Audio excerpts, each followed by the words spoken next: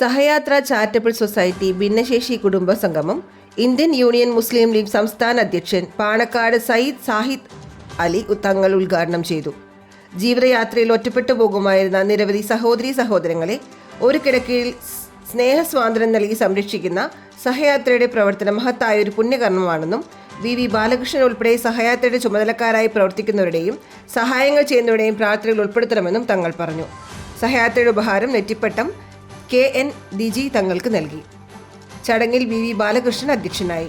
KPCC നിർവാഹക സമിതി അംഗം CV ബാലചന്ദ്രൻ, മുസ്ലിം ലീഗ് ജില്ലാ പ്രസിഡന്റ് PA സലാം മാസ്റ്റർ, ബാവ ഹാജി, വ്യാപാരി വ്യവസായി ഏകോപന സമിതി പ്രസിഡന്റ് MM അഹമ്മദ് ഉണ്ണി, പ്രവാസി ലീഗ് സംസ്ഥാന വൈസ് പ്രസിഡന്റ് ജലീൽ ചാവക്കാട്, മുൻ പഞ്ചായത്ത് പ്രസിഡന്റുമായ TK സുനിൽകുമാർ, അക്ബർ ഫൈസൽ, കലാമണ്ഡലം ചന്ദ്രൻ, BJP മണ്ഡലം ട്രഷറർ KC കുഞ്ഞൻ, ചാലിശ്ശേരി മഹൽ പ്രസിഡന്റ് ഹുസൈൻ പുലിയഞ്ഞാലിൽ, പട്ടിശ്ശേരി മഹൽ president Majeed Haji, Sahayatra secretary Vasunni Pattari, Muhammad Shafi Arikkara, bank president Mohan Ponnulli, KM Muhammad എന്നിവർ സംസാരിച്ചു.